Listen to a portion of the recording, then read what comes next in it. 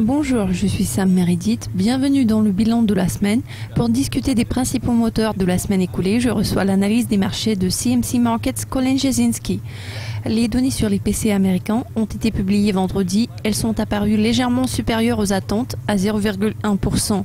Comment est-ce que ça va influencer la décision de la Réserve fédérale en termes de prochain énoncé de politique monétaire ?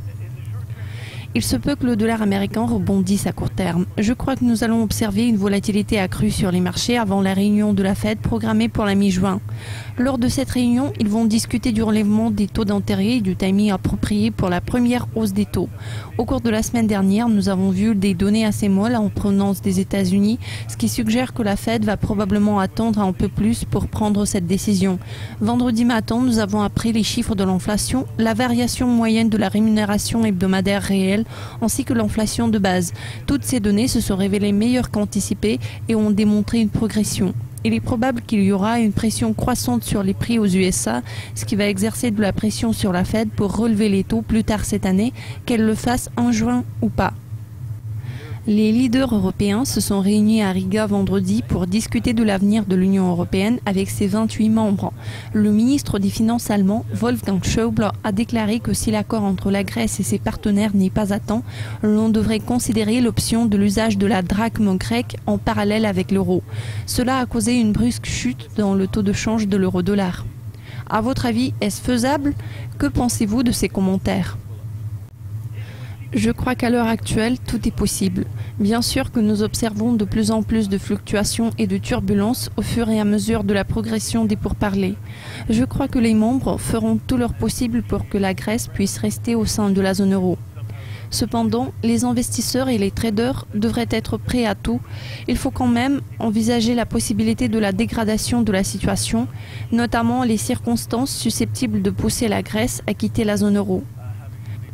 Il est à noter que jusqu'à présent, les marchés s'attendent à une résolution réussie. La chute de l'euro est un phénomène intéressant car les paroles de M. Schäuble ont coïncidé avec le timing de la sortie de l'indice des prix à la consommation américain.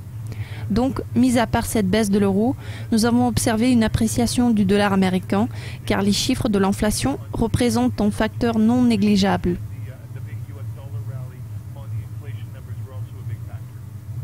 Enfin, sur quels indicateurs clés allez-vous porter un regard attentif cette semaine? Aurons-nous des surprises potentielles?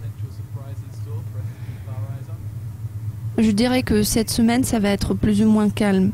En ce qui concerne les revenus, nous obtenons toujours beaucoup d'informations à la fin du mois. Cette semaine, nous verrons une multitude de données japonaises. Il y aura également des chiffres du PIB américain vendredi. Elles pourraient se révéler étonnantes. Les chiffres du premier trimestre ont été assez faibles. Il y a eu beaucoup de discussions par rapport au calcul de ces données et surtout du taux corrigé des variations saisonnières. Il semble que ce ne soit plus la cause majeure car le PIB du premier trimestre a tendance à être plus faible depuis quelques années déjà. Il se peut qu'il soit révisé et les gens vont garder un œil attentif sur ces données car ça pourrait fournir quelques indices de la future politique de la Fed, surtout en termes de leur décision sur les taux à la mi-juin.